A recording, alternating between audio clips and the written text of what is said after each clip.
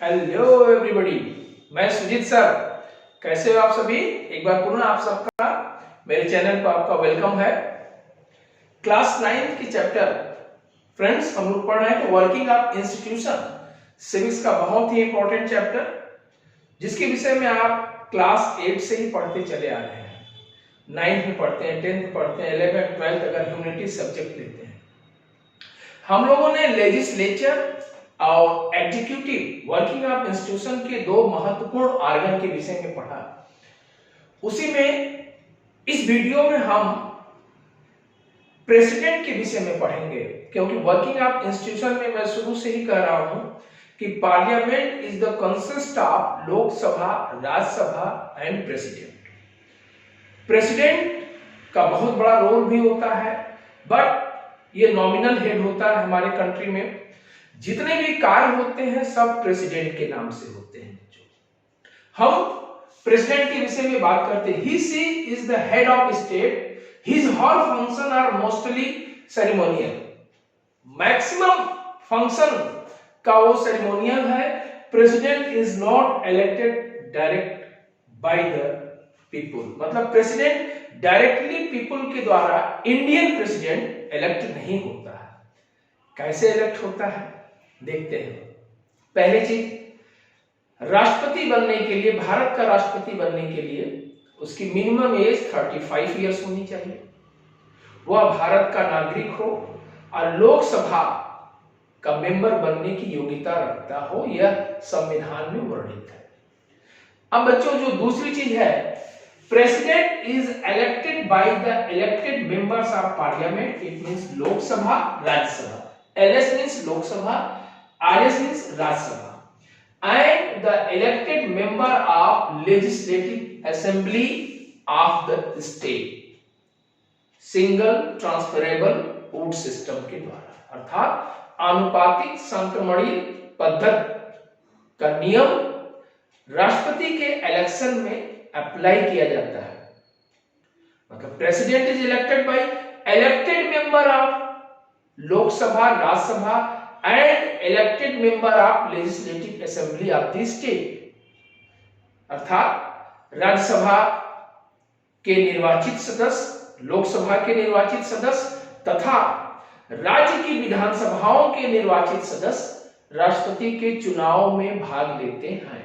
बार बार मैं इलेक्टेड या निर्वाचन शब्द पर जोर दे रहा हूं बच्चों। इसका मतलब है, आपको प्रीवियस वीडियो में बताया है जब लोकसभा राज्यसभा का कार्यक्रम के फंक्शन के विषय में, तो लोकसभा में 2 व्यक्तियों को प्रेसिडेंट नॉमिनेट करता है और राज्यसभा में 12। तो ये नॉमिनेटेड मेंबर है और नॉमिनेटेड मेंबर राष्ट्रपति के इलेक्शन में भाग नहीं लेते हैं। हम यह कह सकते हैं हमारे पार्लियामेंट्री सिस्टम में प्रेसिडेंट की वही पोजीशन होती है जो इंग्लैंड में वहां की महारानी की होती है। यहां तक क्लियर हो गया। अब बात करते हैं भारतीय प्रेसिडेंट के पावर्स के विषय में।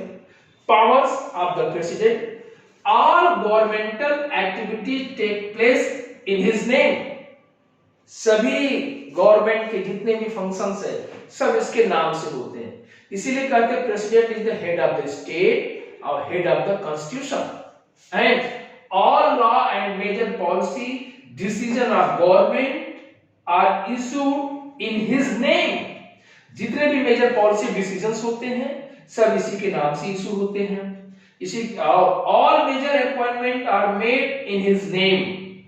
जितने भी मेजर अपॉइंटमेंट होते हैं राष्ट्रपति करता है, चाहे example chief justice of India, supreme court के चीफ जस्टिस हो, हाई कोर्ट के चीफ जस्टिस हो, चीफ इलेक्शन कमिश्नर की बात हो, राज्य के गवर्नर की बात हो, संघ लोक सेवा आयोग के अध्यक्ष या मेंबर जिसके द्वारा IAS अपॉइंटेड होते हैं, एंड गवर्नर, इसी मतलब election commissioner, and supreme commander of the defence force of India. वो हमारे तीनों सेनाओं का सेनाध्यक्ष भी होता है, सुप्रीम कमांडर। सारे काम प्रेसिडेंट के नाम से। लेकिन एक बार बिल्कुल क्लियर याद रखना बच्चों, all the exercise of president advise of council of minister. It means council of minister का अध्यक्ष कौन होता है? Prime minister. प्राइम मिनिस्टर की एडवाइस पर ही सारा एक्सरसाइज हमारे प्रेसिडेंट करते हैं। और दूसरी चीज, हमारे प्रधानमंत्री का भी अपॉइंटमेंट राष्ट्रपति करते हैं, वाइस प्रेसिडेंट का अपॉइंटमेंट भी करते हैं, सभी कुछ, यहां तक कि काउंसिल ऑफ मिनिस्टर का अपॉइंटमेंट भी हमारे राष्ट्रपति करते हैं। लेकिन जिसको काउंसिल ऑफ मिनिस्टर में, चाहे कैबिनेट मिनिस्टर हो चाहे स्टेट मिनिस्टर हो, जिसकी प्राइम मिनिस्टर एडवाइस करता है, उसी को राष्ट्रपति शपथ ग्रहण दिलाता है। इफ प्रेसिडेंट इज नॉट, अब देखते हैं कुछ स्पेशल पावर की बात कि हमारे प्रेसिडेंट के पास क्या स्पेशल पावर है। इलेक्शन के बाद जब लोकसभा का इलेक्शन हो जाता है बच्चों, तो अगर किसी पार्टी को क्लियर मेजॉरिटी नहीं मिलती है, तो जो सबसे बड़ी पार्टी होती है, राष्ट्रपति उसको सरकार बनाने के लिए इनवाइट कर सकता है, ये उसका स्वविवेक है। और if president is not satisfied with advice given by council of minister, दूसरी चीज है ये प्रश्न। एक तो मैंने बताया सरकार बनाने के संदर्भ में इलेक्शन के बाद क्लियर मेजॉरिटी नहीं मिलती है, तो जिस पार्टी, जो पार्टी सबसे बड़ी होती है या कोलिशन की गवर्नमेंट को स्वविवेक से राष्ट्रपति इनवाइट करता है। वर्तमान में बीजेपी की सरकार है, नरेंद्र मोदी जी की सरकार है, प्रधानमंत्री है वो, तो उनको इनवाइट किया प्रेसिडेंट ने सरकार बनाने के लिए, और उनकी सरकार वर्तमान में काम कर रही है, बहुत अच्छे से फंक्शन कर रही है। अब इसके बाद होती है जब कोई लॉ बनता है बच्चों, पॉलिटिकल एग्जीक्यूटिव और लेजिस्लेचर, आप लोगों ने पढ़ा है, तो काउंसिल ऑफ मिनिस्टर का बहुत बड़ा रोल होता है।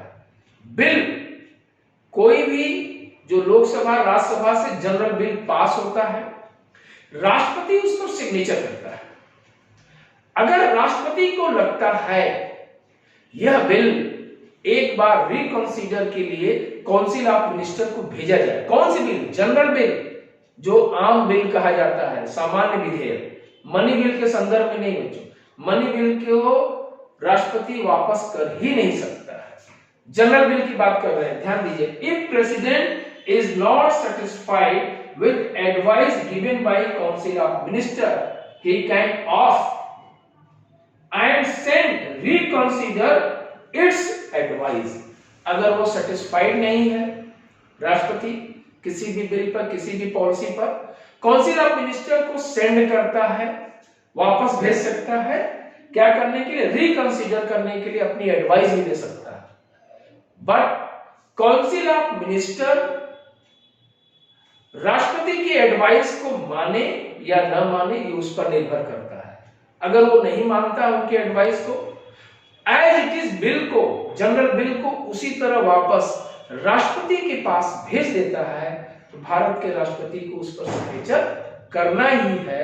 वह दोबारा वापस काउंसिल ऑफ मिनिस्टर के पास या पार्लियामेंट में सेंड नहीं कर सकता है, यह बाध्यता है राष्ट्रपति की। अगर वह ऐसा करे तो उस पर महाभियोग की कार्रवाई हो सकती। महाभियोग की कार्रवाई का मतलब इम्पीचमेंट कहा जाता है, आर्टिकल 61 में संविधान में वर्णित है कि अगर प्रेसिडेंट अपने पद का दुरुपयोग करता है, संवैधानिक नियमों का उल्लंघन करता है, तो उस पर महाभियोग की कार्रवाई की जा सकती है। लेकिन ये बहुत टेढ़ी खीर होती है। लोकसभा से पास होना चाहिए 2/3 बहुमत, राज्यसभा से पास होना चाहिए 2/3 बहुमत, तब महाभियोग की कार्रवाई राष्ट्रपति पर होकर के पद से हटाया जाता है। आज तक भारत के संदर्भ में जितने भी राष्ट्रपति हुए हैं, प्रथम राष्ट्रपति डॉक्टर राजेंद्र प्रसाद से लेकर के वर्तमान में श्री रामनाथ कोविंद तक देखा जाए, किसी भी राष्ट्रपति पर कोई महाभियोग की कार्रवाई आज तक नहीं हुई है बच्चों। और राष्ट्रपति को इसीलिए संवैधानिक हेड कहा गया, हेड ऑफ द स्टेट कहा गया। वो नॉमिनल हेड होता है। सभी कुछ, फॉरेन पॉलिसी भी, इंटरनेशनल पॉलिसी भी जो डील की जाती, सब प्रेसिडेंट के नाम से, लेकिन सभी कुछ काउंसिल ऑफ मिनिस्टर की एडवाइस से। काउंसिल ऑफ मिनिस्टर का हेड कौन होता है? हमारे प्राइम मिनिस्टर। इसीलिए कहा जाता है real head of the government is prime minister. इतनी फंक्शन है भारत के राष्ट्रपति के विषय में। यहीं से हम बात करते हैं प्रेसिडेंशियल सिस्टम प्रेसिडेंशियल सिस्टम हमारे देश में नहीं है, हमारे यहाँ पार्लियामेंट्री सिस्टम, संसदीय व्यवस्था, इसलिए राष्ट्रपति की स्थिति नॉमिनल हेड की है। विश्व के और देशों में जरा देखते हैं, यूएसए की बात करें, यूनाइटेड स्टेट्स ऑफ अमेरिका, यहां पर प्रेसिडेंशियल सिस्टम है बच्चों। प्रेसिडेंशियल सिस्टम का मतलब होता है अधिष्ठात्मक शासन व्यवस्था। यहां के अमेरिका के राष्ट्रपति का चुनाव डायरेक्ट होता है। अभी आपने देखा कि अमेरिका में राष्ट्रपति का चुनाव संपन्न हुआ, जो बाइडेन 46वें प्रेसिडेंट अमेरिका के बनते हैं, जिनको वहां की जनता डायरेक्ट इलेक्ट करती है, और वहां के राष्ट्रपति के पास बहुत सारे पावर है, वो real head of the state है, real head of the government है। ये अमेरिका का कंडीशन है। और वहां के प्रेसिडेंट 4 वर्ष के लिए इलेक्ट होते हैं, उसके पास तमाम वीटो पावर है। लेकिन भारतीय प्रेसिडेंट के संदर्भ में ऐसा नहीं है, वो नॉमिनल हेड होता है। और हमने अभी आपको तमाम चीजें बताया भारतीय प्रेसिडेंट के फंक्शन के विषय में। संक्षेप में हमने अमेरिका के प्रेसिडेंट को भी बताया। आपके क्लास के स्टैंडर्ड के लिए इतना ही प्रेसिडेंट के विषय में बहुत है। आगे हायर क्लास में जाएंगे तो हम आपको और भी इससे चीजें बताएंगे। तो यहां पर बच्चों हमारा लेजिस्लेचर बॉडी और पॉलिटिकल एग्जीक्यूटिव कंप्लीट होता है। अब हम जुडिशरी की बात करेंगे, वो हम नेक्स्ट वीडियो में बात करते हैं। जुडिशरी के वर्क के विषय में, फंक्शन के विषय में। वर्किंग ऑफ इंस्टीट्यूशन का एक बहुत ही इंपॉर्टेंट ऑर्गन है हमारी जुडिशरी। आशा है बच्चों आपको वीडियो अच्छा लगा। आप वीडियो अच्छा लगा तो कहते हैं पढ़ेगा इंडिया तो बढ़ेगा इंडिया, तो सबको बढ़ाइए, सबको शेयर करिए, ज्ञान बांटने से बढ़ता है। आप तक वीडियो पहुंचा, आपको अच्छा लगा, दूसरे तक वीडियो पहुंचाइए, यही आपकी उपलब्धि है, यही हमारे प्रति आपका सहयोग होगा। Thank you for watching video.